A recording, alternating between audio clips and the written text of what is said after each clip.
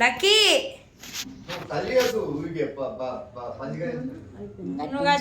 lucky జూరా చూడు కిందికి అటుడే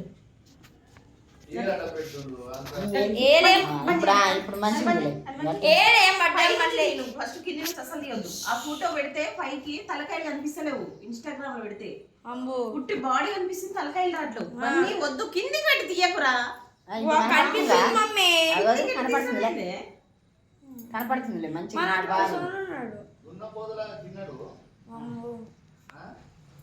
ఇది వేరే దానికి దీనికి మంచిగా ఉంది అట్లే ఉంచి